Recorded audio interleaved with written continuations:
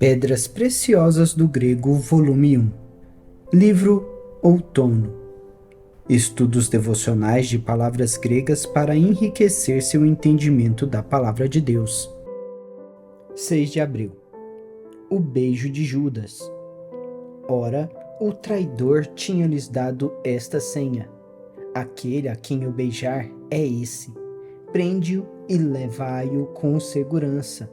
E logo que chegou, aproximando-se, disse-lhe: Mestre, e o beijou.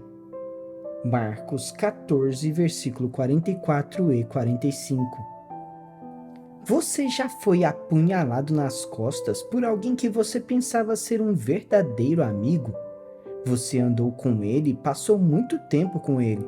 Você compartilhou seus pensamentos e até mesmo seus segredos com ele, pensando que tudo que disse seria mantido em segredo entre vocês dois. Então, você descobriu que o compromisso que você tinha com essa pessoa não era o mesmo que o dela por você. Você consegue se recordar de alguns momentos dolorosos de sua vida como esse? Foi isso que aconteceu a Jesus na noite em que Judas o traiu. Não foi uma traição acidental, e sim premeditada e meticulosamente implantada. Antes de liderar os soldados e a guarda do templo até o jardim do Getsêmani, Judas se reuniu com os líderes religiosos e negociou um acordo para a captura de Jesus. Durante essas reuniões, ele divulgou informações sobre onde Jesus orava e onde se reunia com seus discípulos.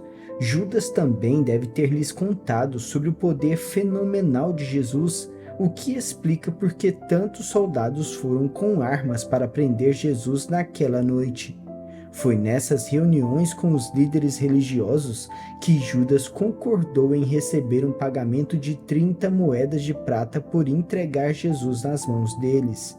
Em função de muitos dos soldados e da guarda do templo nunca terem visto Jesus, Judas inventou um sinal especial que os alertaria para que soubessem quem era Jesus. Marcos 14, versículo 44, chama esse sinal especial de senha, da palavra grega susemon, que significa um sinal previamente acordado.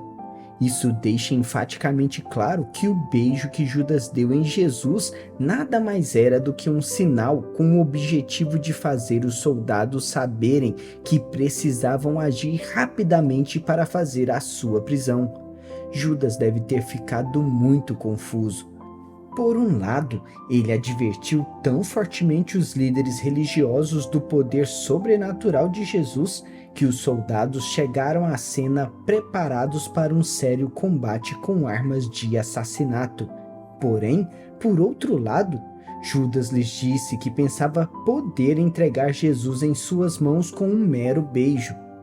Essas duas imagens conflitantes fornecem um excelente exemplo para demonstrar o tipo de confusão criada no interior de uma pessoa que anda em engano. O engano é uma força poderosa que torce e distorce a capacidade de ver as coisas com clareza. As pessoas enganadas percebem mal, entendem mal, deturpam e julgam mal, e depois sequer compreendem por que fizeram o que fizeram. Os diferentes sinais mistos que Judas estava dando sobre Jesus tornam evidente que Judas estava enganado e confuso. Ele disse aos soldados e à guarda do templo, abre aspas, aquele a quem eu beijar é esse, prendei-o e levai-o com segurança, fecha aspas. A palavra beijo é a palavra grega philéu. Essa palavra grega bem conhecida é usada para demonstrar emoção forte, afeto e amor.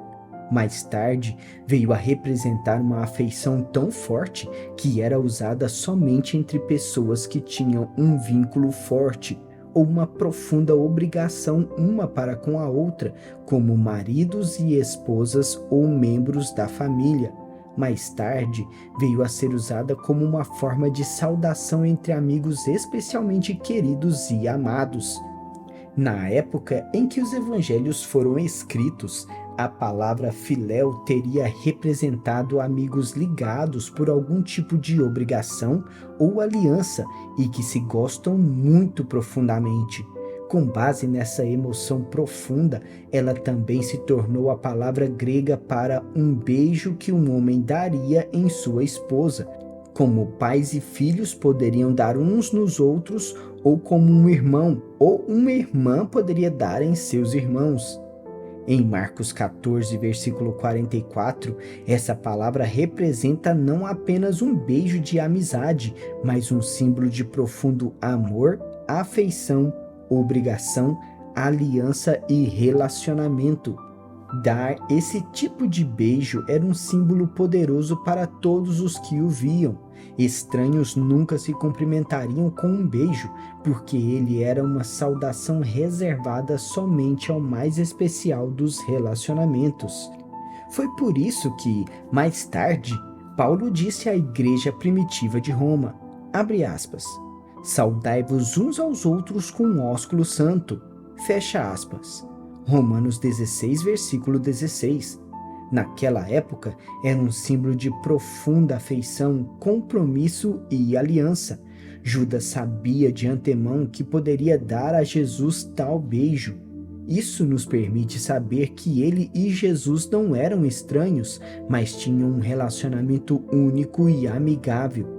Como contador e tesoureiro do ministério, certamente Judas havia se encontrado com Jesus frequentemente para discutir as finanças do ministério e o pagamento de fundos.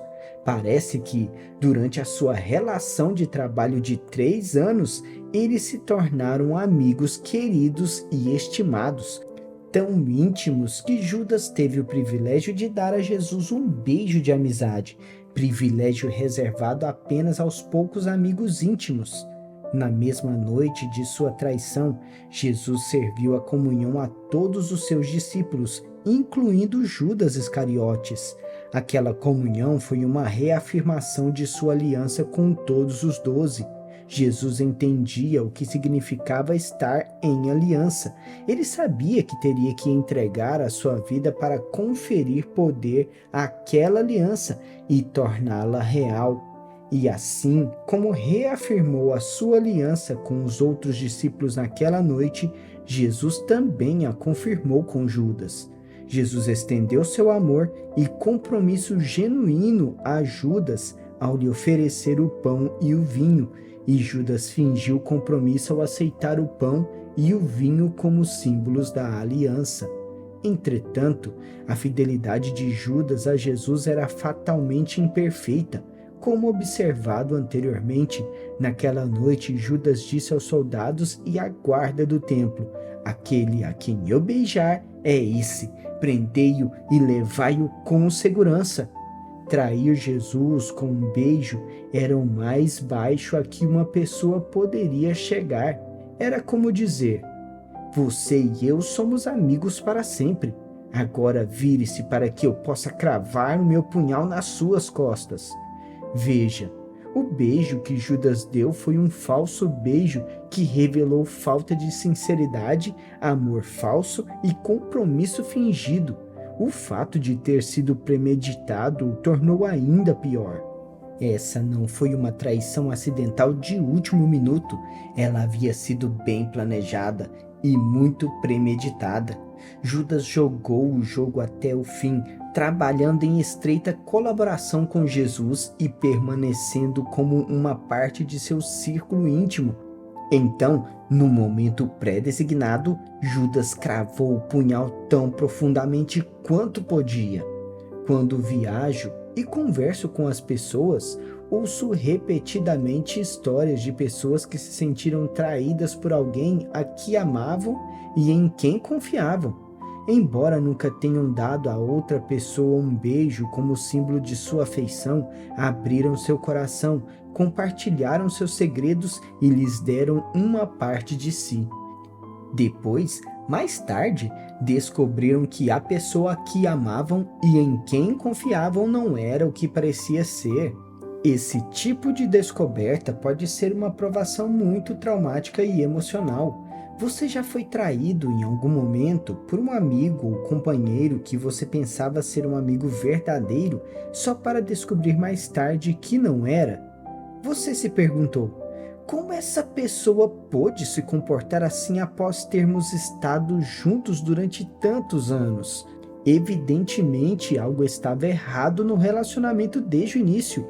Talvez você subconscientemente soubesse que algo estava errado, mas amava tanto a pessoa que não quis ver o que seu coração estava lhe dizendo. Ou talvez você estivesse realmente cego ao que estava acontecendo bem debaixo do seu nariz. Quando alguém se torna um traidor, você pode ter certeza de que 1. Para começar, a pessoa nunca foi quem você pensava que ela era. Ou 2. Você sentiu que algo não estava certo, mas se permitiu prosseguir no relacionamento de qualquer maneira. Algumas situações descrevem você? Você foi alvo de alguém em quem confiava? Se você permitir que a sua mágoa apodreça e cresça dentro de você, isso só o tornará amargo e crítico. É tempo de você perdoar e esquecer essa ofensa para poder seguir em frente com a sua vida. Jesus sempre soube que Judas seria o seu traidor. Não obstante, amou Judas, trabalhando em estreita colaboração com ele e até mesmo compartilhando a comunhão com ele na mesma noite de sua traição. Você poderá perguntar: por que Jesus deu tanto de si a alguém que ele sabia que lhe seria desleal?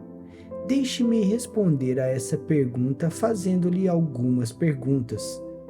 Você já foi desleal e infiel a Jesus? Você já violou a sua autoridade em sua vida, desobedecendo-lhe? Você já o arrastou para situações profanas em que se envolveu? Você já o traiu ou o negou em sua própria vida? Se você for honesto, a sua resposta a todas essas 4 perguntas será: sim, eu fiz isso. Jesus sabia que você faria essas coisas antes mesmo de chamá-lo e salvá-lo, mas ele o jogou fora, rejeitou ou negou você? Não, ele o perdoou e ainda está perdoando agora. Você não está feliz por Jesus ter tanta paciência com você? Você não está grato por ele lhe dar tantas chances de endireitar as coisas? Então, apenas aprenda com a experiência e determine-se a nunca mais deixar um Judas ser o seu melhor amigo. Depois permita ao Espírito Santo conduzi-lo aos melhores amigos que você já teve em sua vida. Sim, tem sido doloroso, mas se você permitir que essa experiência opere em seu benefício e não contra você, isso irá torná-lo uma pessoa mais forte e melhor. E quando sair de tudo isso, estará em posição de entender aquilo pelo que estão passando os outros que foram feridos por traição, para que possa ser uma ajuda e uma bênção para eles. Faça esta oração comigo. Senhor, perdoa-me pelas vezes em que eu fui um Judas. Lamento pelas vezes em que fui infiel ou ofensivo às pessoas que pensavam que podiam confiar em mim.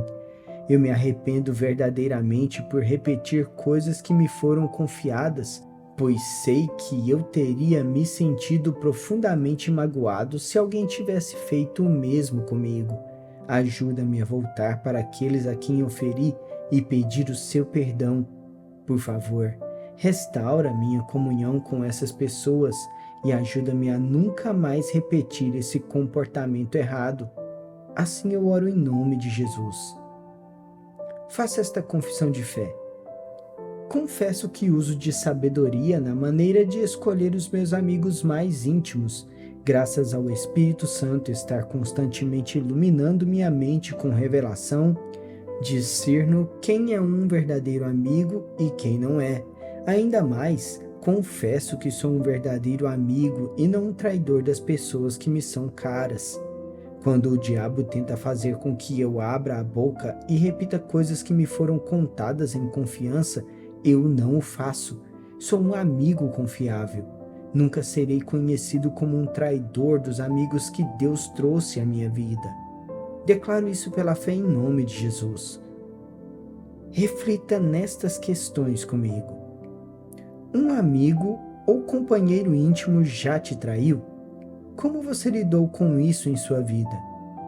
Tendo sofrido traição, você se tornou ainda mais empenhado em ser um amigo e companheiro leal? Conhecendo o que você aprendeu com essa experiência de ter sido traído por alguém próximo, o que você faria de maneira diferente agora caso se encontrasse na mesma situação? Você já foi traído em algum momento por um amigo ou companheiro que pensava ser um amigo verdadeiro, só para descobrir mais tarde que não era? Obrigado por se juntar a nós nessa jornada diária de reflexão. Continue aprofundando diariamente conosco nessas pedras preciosas que é o entendimento da palavra de Deus através do estudo do grego. Não perca nenhum devocional. Inscreva-se no canal para receber mais inspirações todos os dias. Que a busca pela sabedoria divina nos una cada vez mais. Até amanhã, que Deus te abençoe.